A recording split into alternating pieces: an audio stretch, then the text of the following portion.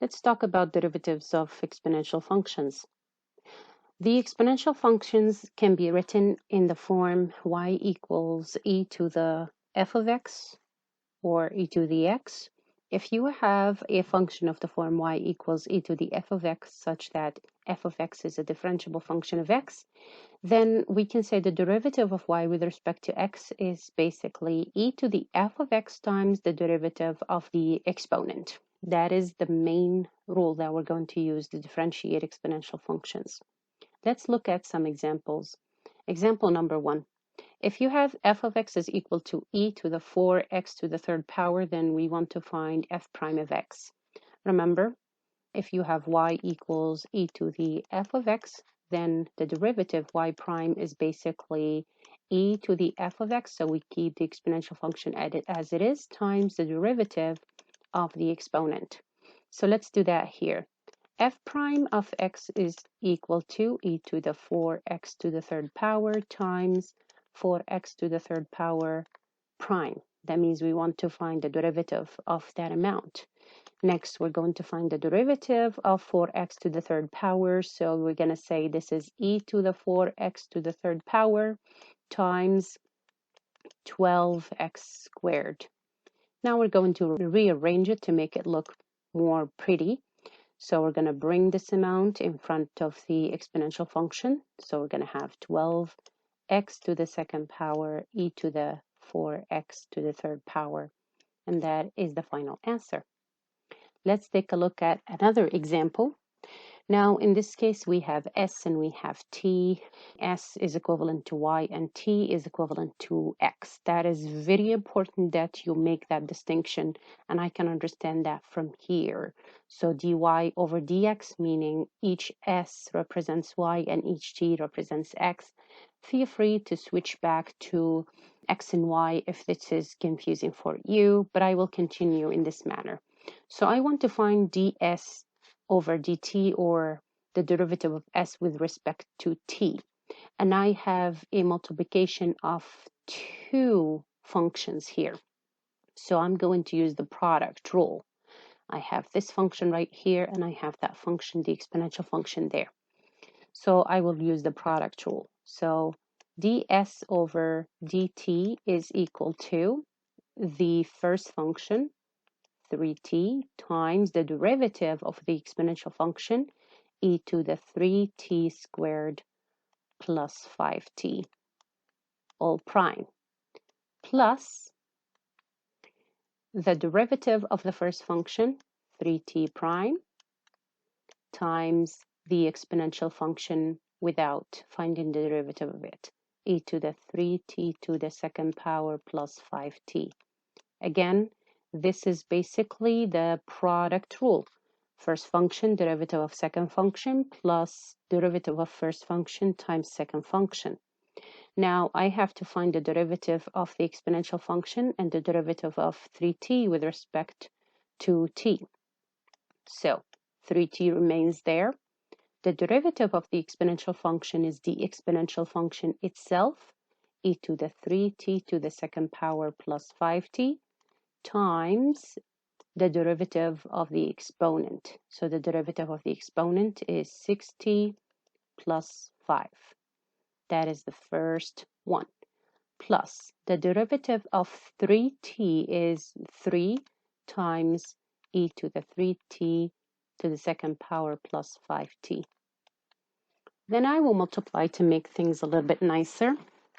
So I have 3t multiplied inside, but before that, let me distribute the exponent over the addition right here. So I will leave 3t out, and then I will distribute the exponential function over the addition here.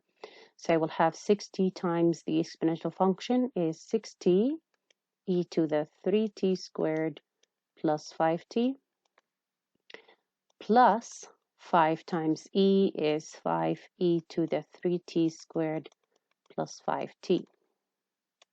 Done with that. 3 times that is 3e to the 3t squared plus 5t.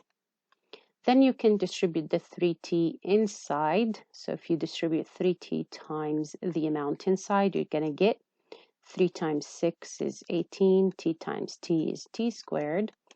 E to the 3t squared plus 5t plus 5 times 3t is 15t. E to the 3t squared plus 5t plus 3e to the 3t squared plus 5t. Notice how I have e to the 3t squared plus 5t in every single term here, so I can pull it out as a common factor. You will end up with e to the 3t squared plus 5t out as a common factor. And then what do we have left from the first term? We have 18t squared plus the second term we have 15t left plus 3 from the last term. And you can leave it like that, or you can leave it in the previous step. So basically ds over dt is given by this formula right here. Let's look at a different example. In this case, we have u and w as variables. Again, u is basically the dependent variable and w is the independent variable. W is representing x and u represents y. So in this case, we're going to use the quotient rule.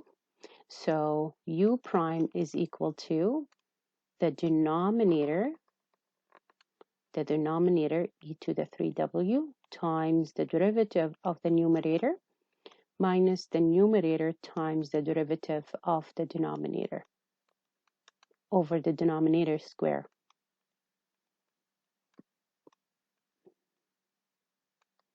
Now I will find the derivative of w and the derivative of e to the 3w. So I have e to the 3w times derivative of w is just 1 minus w times derivative of e to the 3w is e to the 3w times the derivative of the exponent is 3 over the denominator squared e to the 3w all squared, which is equal to, I can pull e to the 3w out as a common factor and leave everything inside between parentheses. So I will have e to the 3w, and then what do we have left? I have 1 minus 3 times w, which is 3w. Remember, I pulled e to the 3w from the numerator over e to the 3w all squared. The first thing I can notice is I can cancel e to the 3w with one of these e to the 3w, because e to the 3w squared is basically e to the 3w times e to the 3w. So you will end up with u prime is equal to 1 minus 3w over e to the 3w. Let's look at some applications in business and economics. We know from the law of demand that consumers will respond to changes in prices. If the prices increase, the quantities demanded will decrease. But the degree of responsiveness of the consumers to price changes will vary widely for different products. For example, a price increase in insulin will not greatly decrease the demand for it by diabetics, sadly. But the price increase in clothes may cause customers to buy less and wear their old clothes longer. When the response to price changes is considerable, we say that the demand is elastic. When price changes cause relatively small changes in the demand of a product, the demand is said to be inelastic for the product. Economists measure the elasticity of demand as follows.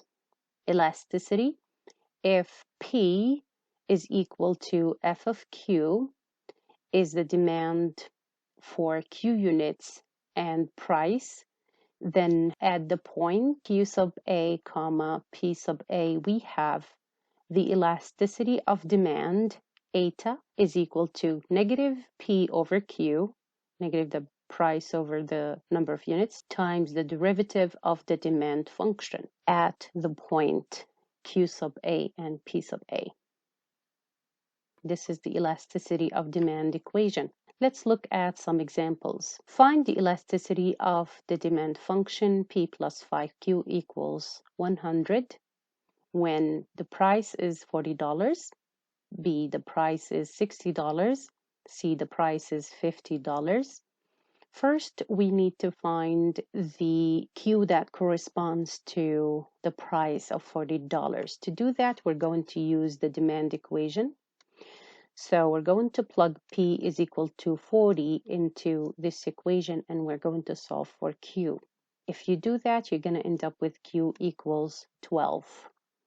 So the quantity is going to be 12. Now let's measure the elasticity of demand when the price is equal to $40. We remember that the elasticity of demand, eta, is equal to P over Q times dQ over dP at the point Q sub A, P sub A. In this case, Q is 12 and the price is $40. We can rewrite it as follows. So eta is equal to negative P over Q times dQ over dP. We know P and Q, but we don't know the derivative of Q with respect to P. So we will need to find the derivative of Q with respect to P, and we're going to use the demand function from the stem of the question. We can use implicit differentiations to find dQ over dP. I'm going to show you some of my work here. So we differentiate P plus 5Q equals to 100. We get the following, and I will let you think about it. If you have any questions, let me know. So eventually we will have dQ over dP is equal to negative 1 over 5. We're going to use this every time. I'm not going to repeat the steps. And then we're going to plug that into the equation of elasticity of demand. So we have eta is equal to negative 40 over 12 times negative 1 over 5, which is equal to 2/3. Since eta is 2 over 3, which is less than 1, we say that the demand is inelastic and the percent decrease in demand is less than the corresponding percent increase in price. When we have the prices equal to 60, we have to solve for Q again. So if you solve for Q from the demand function that is given in the stem of the question, you will get Q is equal to 8. We know that the elasticity of demand, eta, is represented by the equation. Eta equals negative P over Q times dQ over dP at the point Q sub A, P sub A, the given price, the given quantity, or the given number of units. So we have the following. If we substitute, we can get eta is equal to negative 60 over 8 times negative 1 over 5. Remember that we got dQ over dP is equal to negative 1 over 5. And the final answer is going to be 3 over 2. Notice that eta is greater than 1. And since eta, which is the elasticity of demand, is greater than 1, we say that the demand is elastic and the percent decrease in demand is greater than the corresponding percent increase in price.